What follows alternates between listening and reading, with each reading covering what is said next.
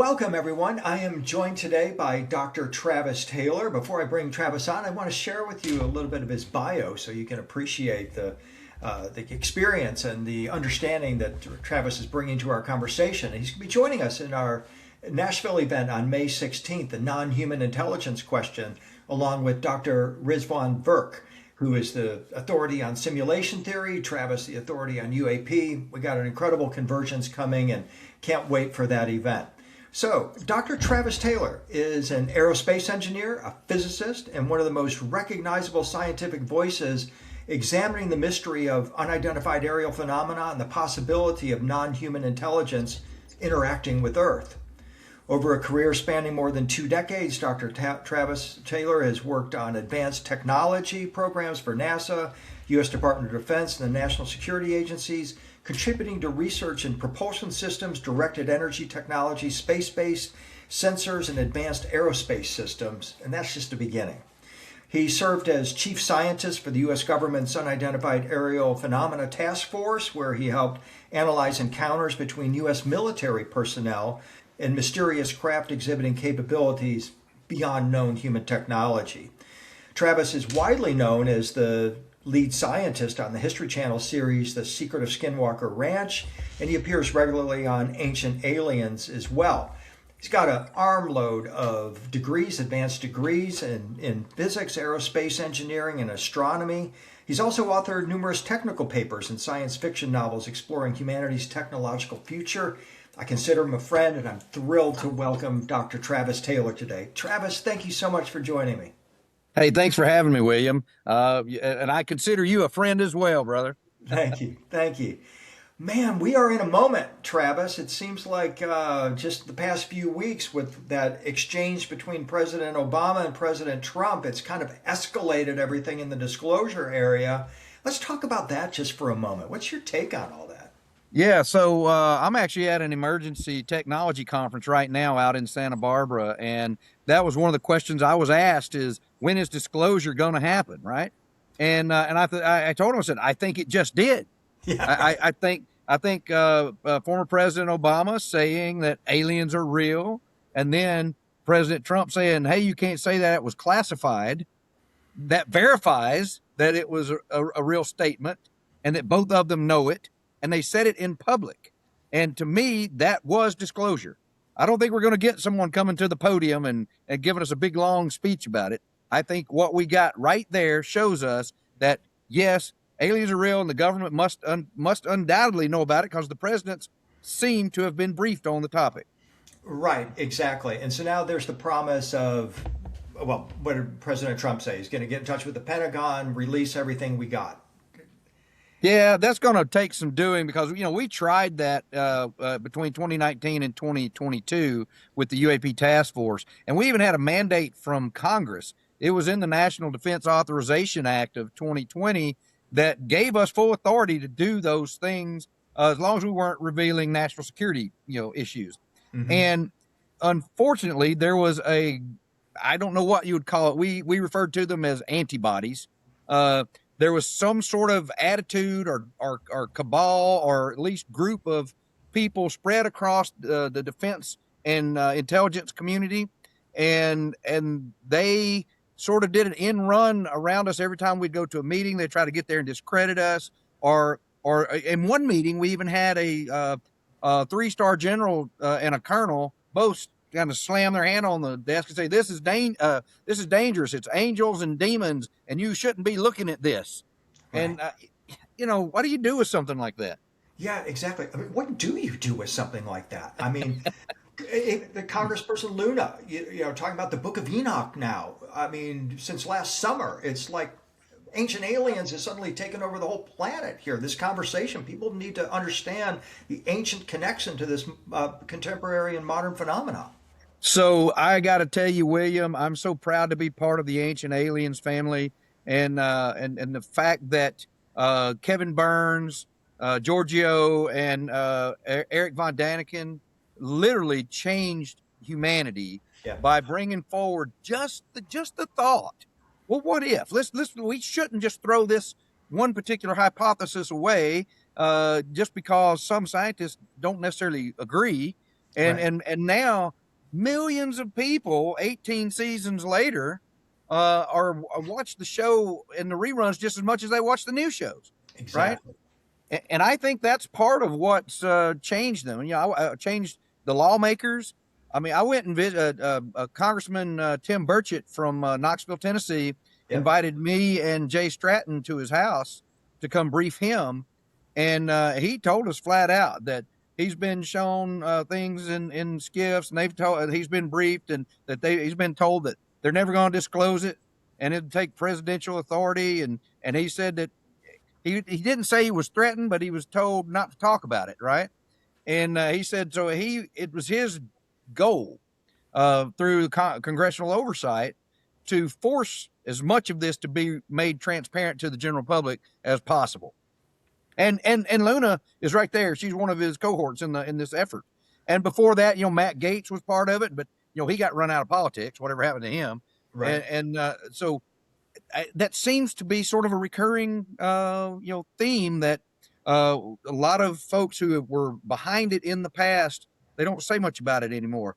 You know, Marco Rubio was the most vocal proponent of this effort because he once told Jay and I directly to our face that we better hope that this is aliens because if it's China or Russia, we're in big trouble, Yeah, right? exactly. Exactly. And now, as Secretary of State, you just got to wonder what kind of conversations he's having around the globe on this issue. They must be talking about it. I mean, it's everywhere now. They have to be. I had a conversation with Hal Puthoff and Eric Davis a few weeks back. Now, those two guys, so Hal Puthoff ran the Stargate program, Hmm. which was the remote viewing effort done by the CIA. And Hal has been, I've heard through the grapevine, nominated a couple of times for a Nobel Prize in Physics, but I don't think he'll Right. ever get it because of him looking at strange woo woo stuff, right? Right. And Eric Davis worked with him for years with Bigelow out at Skinwalker Ranch, Right. and both of them have gone and briefed Rubio and the White House and the various congressional oversight committees, and said off the record. I mean that they were told off the record by various of the politicians that multiple versions of what was happening in the U.S. at their talking scientists talking with their leaders was currently going on around the globe with scientists who understood this problem talking to their in Russia, in China, in Europe, in South America, all around the globe. So this isn't. I don't think this is just an American thing for sure. In America, though, I mean, you're right. I think it's a global issue. In America, we seem to have like a demon problem as much as anything, and I don't think they have that in other places around the world as they're looking at this phenomena. Yeah, are you? Let me make sure I understand what you're getting at. There is that people think they're demons, or there's a Exactly. demon keeping us from looking into it. No, I no, think, no. People think they're demons. Yeah. yeah, yeah. So I actually got to be careful what I actually say here. But I was in a meeting once at the Pentagon, and this one general and a colonel, both of them were telling us that we can't look at this because it's angels and demons. And when we kind of dug in further with them, what do you mean by that? They We found out that there's this group that kind of calls themselves the Army of God or the Army of Jesus that a lot of people have. Oh crap! I'm drawing a blank. What's the something group starts with a C? Um, The cabal? Not cabal. no, no, it's I'll think of it in a minute. It's just Okay. all right. But anyway, there is a group of people. Collins Elite. It's the Collins Elite. Okay. That a lot. So out here in the general public, we have heard this conspiracy theory of this group of people within the military industrial complex called the Collins Elite. Well, I never heard them call themselves that, but people who you would think are in this conspiracy do refer to themselves as part of this army of God or army of Jesus or whatever they are, and that they are firmly convinced that this is biblical stuff happening, not UFOs, not aliens, not extra dimensional beings. But going back to our great bench strength of ancient aliens cast members. The Rabbi Ariel Zadok once made a statement to me Hmm. that angels and demons and gods, by definition, are extraterrestrial. Right. They are Right. not of this earth, which Yeah. is the definition of extraterrestrial. Precisely. Precisely. So, to accompany our conversation today, and as a sort of a preamble for what we're going to be talking about at the Non-Human Intelligence Questionnaire NHIQ event in Nashville in May, I did a short presentation about the magic bubble theory and its connection in Christian art, where you see even the ascended Jesus riding around the cloud that he ascends and descends upon could be interpreted in light of magic bubble theory. Can we talk about that magic bubble theory for a second and how that might be coming into play in Book of Enoch and in this contemporary scenario? Yeah, absolutely. The big question about all this, from the UAP videos and sensor data, the things that happened out at Skinwalker Ranch that I've seen and tested, Hmm. the ancient stories, drawings, in even recent recorded history in Nuremberg, in ancient Indus Valley, all those types of things. Heck, even Roswell. The question is, okay, let's just take for a minute, and I'm not saying it's true, but let's just for a minute assume it's true. Now, how would we build that kind of technology? What would that physics have to be? Well, certainly it's physics we don't know yet, or it's at least engineering that we don't know. We can theorize that the bubble is doing something to either shield gravity or bend space time like a positive gravity or negative gravity, which is coming back to an Alcubierre warp concept. In Hmm. 1994, Miguel Alcubierre wrote that paper showing that inside physics as we understand it in general relativity, if you were sufficiently advanced, you could create a bubble that's mix of negative energy and positive energy that would allow you to move inside that bubble across the universe at arbitrarily fast speeds. Hmm. And the interesting thing about that too, William, is, since you say bubble, uh, the bubble would be sort of a protective ball or field around the occupant inside it, and the occupant inside it would be sitting just as calm as a breezy day outside in a lawn chair, Right. and have no problems. But they're going warp 10 or something. Right. So that would explain, for example, the Puerto Rico Aguadilla video that the Department of Homeland Security picked up on a drug interdiction aircraft. Hmm. And there's this ball that's about the size of, say, a beach ball that goes into the ocean at 74 miles per hour. And it keeps moving that fast in the water, no splash, no wake, nothing, then comes out and flies away. We don't have technology that can do that. Right. It suggests there was a bubble around this thing that was putting it in some other elsewhere space, or changing the universe around it. Right. And so now this then becomes sort of the segue into the simulation hypothesis that these are craft, these are entities, beings that have the ability to traverse layers of creation, or what we're today calling the simulation. Yeah, I mean, think about the story of Vishnu, Hmm. right? Vishnu was this Hindu deity that was part of a trinity of, Brahma and Shiva, right? And Vishnu was the creator, as he or it, she, he, it would Right. exhale the little droplets of moisture and breath, was a new realm, a new world. And Vishnu would go into these worlds with different avatars and have adventures. I just described how you play Minecraft on an online server, right? I mean, Right. that's exactly what.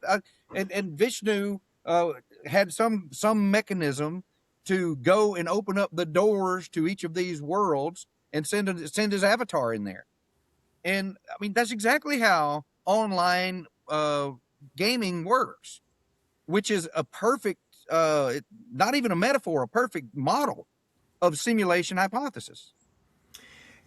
And so, what this is introducing us to is a new layer of reality, it seems like, a reality that's always been here, that's gone unperceived. But now, with the advent of computer technology and that kind of mindset, we have an ability to interpret what we're seeing out here.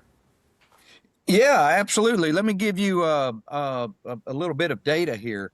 You can go look this up on YouTube. Just type in Seth Bling, Sethbling.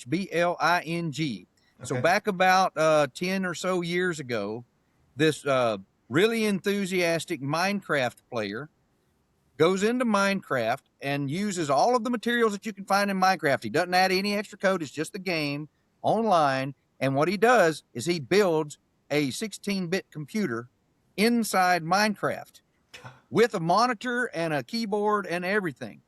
And then you should see it's so complicated, it's so amazing, right? And then he codes a 16-bit version of Minecraft on that computer. Oh, wow. And then he plays from his avatar in our world through his avatar in Minecraft to the avatar in the Minecraft simulation within Minecraft with his avatar. Wow. Is that not fantastic? Wow. So he's now traversing the layers of realities. I mean, that is mind blowing. Now think about that from what if, what if that is it's turtles all the way down as it goes, Yeah. and all the way up, and we're not in the base layer of reality. We're in a simulation of some sort. That is the whole thing right there, and that is the reason for the NHIQ event, is to help people to understand that this is the true nature of our reality, more than likely, and how to orient ourselves, because this is going to require a whole new level of thinking for us. And part of my thinking about it too is that I think there could be a ticking clock in our world as well. We only have a finite amount of time in order to really understand this. Otherwise, it might not be such a happy ending for humanity. Well, or who knows? It might be a reset. Philip K. Dick, for example, the famous science fiction writer from back in the 70s and 80s, he was the first person to use the word we are in some computer simulation or a matrix. Yeah. And he said that all of his science fiction stories were not stories, that they were his memories from what reality was, and somebody reset it, and they didn't wipe his memory all the way. And he even had some incidents where some people from stories that he wrote later came to see him and told him they had the same memories. Wow. Yeah, think about that. And there's actual physical evidence for this. In cosmology, everybody has heard of the Big Bang. They've seen the TV show, and they think, okay, the universe started with this big explosion and whatever. Well, the way it's modeled and the way all of our astronomical observations and data tell us that sometime at about 100,000 years or so after the Big Bang, the universe up to that point was all energy dominated. And then all of the coefficients like pi, Planck's constant, E, you name every constant you could think of, the values changed for them. And then the universe changed, like somebody reset the code and started the simulation back up, and the universe was a different type of universe for the next billion years or so. And then once again, all the constants and coefficients changed, and it became the universe that we've seen now for the last 12, 13 billion years. And it's it's a completely different model with different coefficients. And we don't have a smooth formula that says, well, it should really have happened here, because it's looked like somebody literally stopped the simulation, went in the code, changed the constants for the code for the physics engine, and restarted it and said, oh, I don't like that, let's do it again. And they reset it again. Wow. So there's literally cosmological, astrophysical evidence that looks like we're in a simulation. Wow. Yeah, and something that really kind of turned me on about it too is that looking at, is simulation theory real? Is it an accurate description of our reality? It's just the way that math maps onto the universe, that we come up with these symbols in our mind, and they map perfectly onto the shape of seashells or galaxies, and it's a perfect A to B correspondence. How do you explain that? Well, and not only that, if you look at the fractal nature of the universe, Everybody's probably seen a Mandelbrot Right. screensaver or something. Yeah. And if you have ever played with it, you can see look, this ladybug looking thing. Then you pick a spot and you zoom in on it, and there it is again. Yeah. Then you pick a spot and you zoom in Yeah. on it, and there it is again. And Yeah. it's all the way. That's the turtles all the way down. It's Right. like each new fractal region is a whole new world map or universe. Right. And so it is the universe is intrinsically mathematical, but more than that, it's information, which is code theory. It's information theory. Everything is information. A rock is just the information for that amount of energy in that arrangement setting in that position, right? The Yeah. sun is just the information of that big bright gaseous ball in that particular position doing what that information is doing. And so that is where it comes down to humanity. Are we, and this is what a lot of people don't, a lot of people say, oh, I can't believe we're living in I can't stand we're living in a simulation. Well, don't think of it that way. It's just the grid work of our reality, right? Right. Yeah. There's no reason to be, I mean, you still have to pay your taxes, it don't Yeah. matter whether you're in simulation or not. Right. Right. But the big question is, are we all non-player characters, or are we artificial intelligences, or are we avatars that are being controlled from a consciousness outside of this reality, and we just don't remember that? Right. And are the ancient astronauts in ancient astronaut theory, the beings that drop down and were our teachers, are they also avatars from the next layer of the simulation? Are they the programmers of the simulation, in fact? Yeah, they might be super users, for example. Let me give you an example. Minecraft is the easiest way to explain all this simulation stuff, because it's what it is. It is a simulation that we send our avatars into and live, sleep, eat, fight, all sorts of stuff, build art, and all kind of stuff. Right. So if you are a coder from the outside and you can send in code to the source code to your avatar, it creates super user hacks.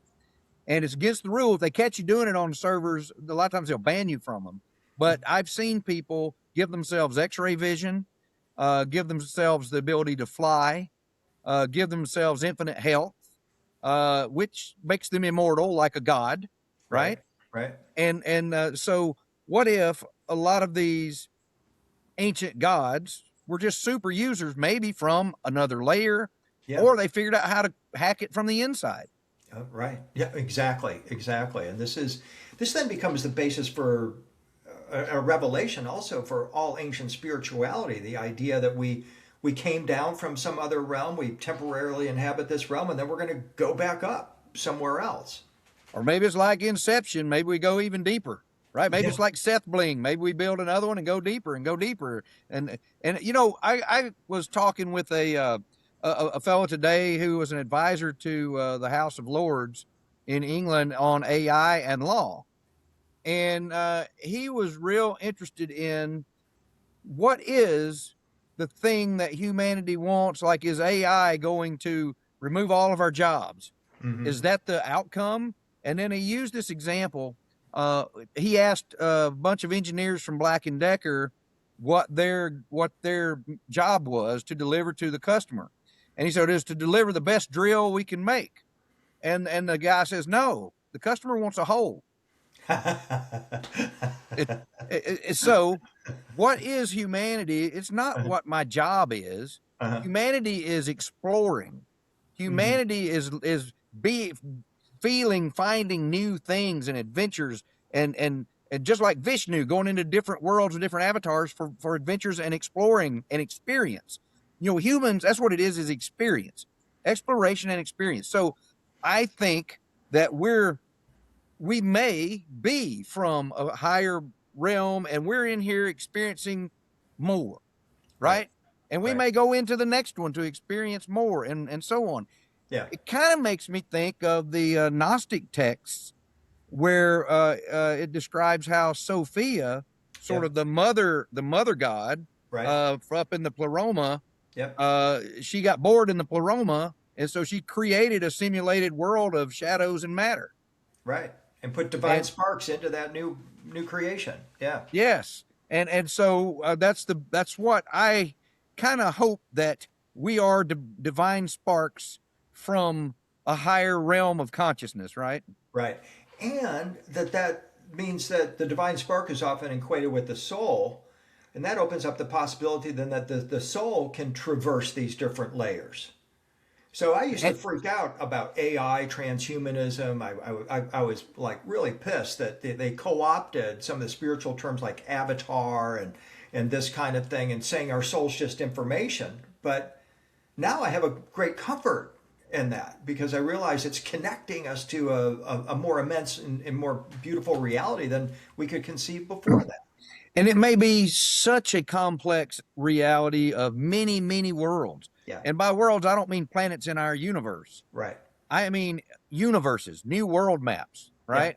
yeah, And that we could experience maybe traveling through space isn't necessarily going the long way from star to star. It might be going through world to world yeah, and take shortcuts, right? The universe is like in the TV show Sliders back in the 80s and 90s. right. Yeah.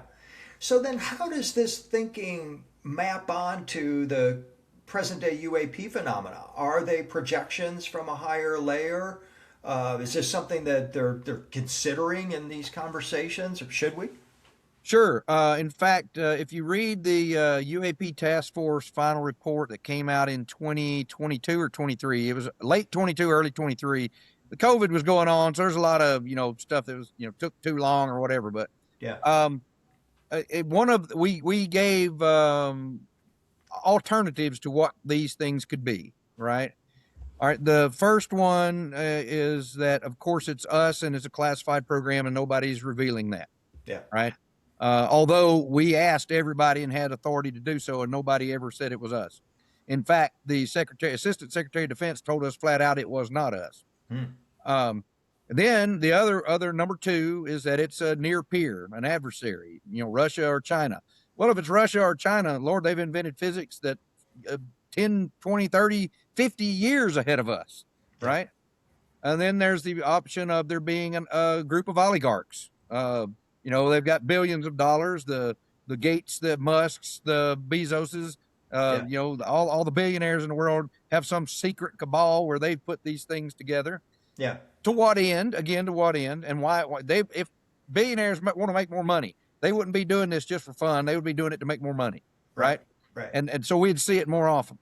And then the last two options, or three options really, is Mother Nature's doing something new we've never seen before, right? Which is possible for some of the things because Hmm. we don't know everything about the universe, you Right.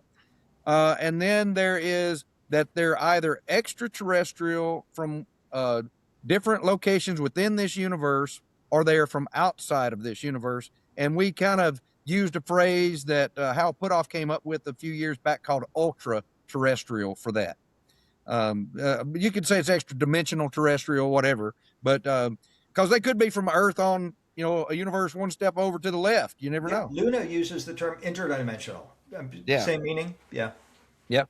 And so think about it. If they came from one of the higher layers or lower layers of this nested bunch of simulations, then certainly if they came from an outside layer in, you would think they would understand our much lower resolution layer so much so that they would be like gods. right, right, for sure, without a doubt. I mean, they've been manipulating the stuff on my tabletop here from outside, and yeah, Yes. totally different level of consciousness. Yeah. And so that actually, I agree with you about the optimism. Hmm. It makes me think the universe is a much more exciting place even than we thought. Oh yeah, And, yeah, and that there is science to suggest how all of these ancient myths, theologies, and metaphysical events that seem to be talked about hmm, could be a real thing, yeah. and why it doesn't defy science and mathematics and logic as we see it. We've just put ourselves in too small of a box to understand it. Perfectly said, beautifully said. Because I think it illuminates so much of our ancient past. I was recently writing about Jesus and his statement saying, "I am from above, you are from below. You are from this world, I'm not from this world." And then in Hebrews, he directly states, "I'm from another creation." And I prefer Yes. the word creation over simulation, but it suggests that, hey, when we go back and look, as you talked about Vishnu and others, they've already shown us, the map is before us about how to traverse these layers. Well, simulation is really not the right word, because Yeah. simulation suggests that you're running something that's going to do what it's going to do because of just stochastic, thermodynamic entropy growth, and instead of there being some sort of uh, cognitive and design within it. And so I would say the simulation is the world map, and the beings inside it are part of the experiment of having beings in a new realm, right? And that actually fits. I've really been digging into the Gnostic text a lot lately, Oh, and cool. it really fits Yeah. with the idea that Jesus was, for lack of a better word, the child of the malevolent God and Sophia, Yeah. and was sent into this realm to find his mother and return all the sparks back to the higher realm. Yeah. And so you could say that he kind of, in the wording, depending on, there's translations and Sure. everything is, the wording kind of suggests that he's telling John in the apocryphal book of John that he wasn't sent there for man's sins. He was sent there for the sparks of Sophia's soul. Yeah. But if that was all of our souls, and he wants us all to be able to get out of this shadow world and back to the pleroma, well, that's kind of the same thing the religion's saying.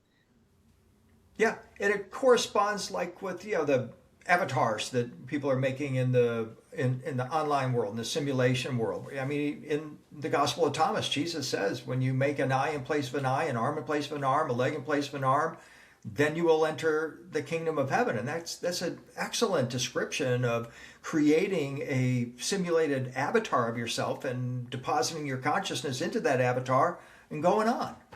Well, and look at the veil that's discussed in so many different theologies, Yeah. right?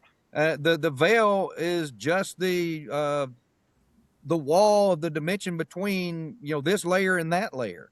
How do you get through that veil? Well, you have to shed your avatar body and Right. maybe your light body, right? Right. Right. Yeah. I mean, so all of a sudden it's all just suddenly working together. It's beautiful. Absolutely beautiful. A way to give people a more tangible physics way to hold on to it, and not just think of it as ones and zeros in a computer. Hmm. Is I recently wrote a paper, and it goes through calculating that it took the model of our cosmos right now and puts it inside of a black hole, and that we're a black hole in a higher level universe, and that and in order if you were to leave the black hole to get through the event horizon, you would have to do something like they say, going through the veil, shed the matter, because you're not taking matter back through the event horizon. Exactly. But if you look at from that perspective, we have black holes in our universe and we can't see into, right? And then if they are little universes inside the black hole, then in there they would have black holes, and it's just like the Seth Bling Minecraft within Minecraft concept, and that gives you some actual physics to put your head around and say, well, yeah, I can see that. And interesting enough, in the paper, I did calculate that the black hole we're inside is between 5 and 10 times the mass of our sun. Oh, wow. Wow. Okay. Wow. Now, that's not the black hole at the center of our galaxy you're speaking of. No, those are huge. Those Those are are like huge. hundreds to thousands of Yeah. times the mass of the sun. And the paper says is, if it's outside of that realm of 5 to 10 solar masses, the physics inside that black hole would be completely different. It'll be a different world in there. It'd be like something else. It wouldn't be like this where we have books sitting on the shelf, right? It would be Yeah. some other completely different kind of universe. Right. Right. Wow, Travis. I mean, what a moment. We've got the convergence of all this ancient civilization stuff, ancient aliens, revelation of extraterrestrials in the past, UAP, combined with AI, we haven't even talked about singularity. Uh, and Elon Musk, he said last year, so did Sam Altman, singularity happens in 2025. Now he's saying 2026. I mean, what are we looking at here in the next year or so in terms of revelation? Yeah. I don't know that what people think the singularity is what the singularity is going to be. Hmm. I think that the singularity will be when AI and computational capabilities will be such that we make redundant and obsolete a lot of standard jobs and vocations around the world, and people are going to be left going, well, what do I do now? And at first they're going to panic, Hmm. but then they're going to realize that now they've freed up a whole new life for themselves Right. and for a whole new sets of experiences that are at a better level of living, Yeah. right? Yeah. And it's not that we're going to put ourselves in robot bodies, Right. because I don't want a robot body. No. I mean, I wouldn't mind having superpowers, Right. but I don't want a robot body. Almost every comic book superhero has some supervillain that put themselves in a robot body and it drove them insane Right. because they couldn't feel human. They didn't feel human anymore, right? Right. Right. And almost every AI science fiction trope, the AIs aspire to be more human. Exactly. Exactly. Wow. Such a great point. So I think singularity isn't going to be the end of humanity and we're all going to be robots in shells, right? Ghosts in machine. No, I think we're going to be a singularity of events that occur that changes our culture in a way we don't understand yet. And I think it's going to have to do with, like the vocations in the Star Trek universe. They don't actually have jobs that they don't want. They No. actually just do what they want, wander around, and if they want to be a chef, they're a chef. They want to play the tuba, they play the tuba. Whatever. And Yeah. I think we're getting close to that. The AI could bring us to that. And I'm not a dystopian type. I'd much rather see the glass is half full.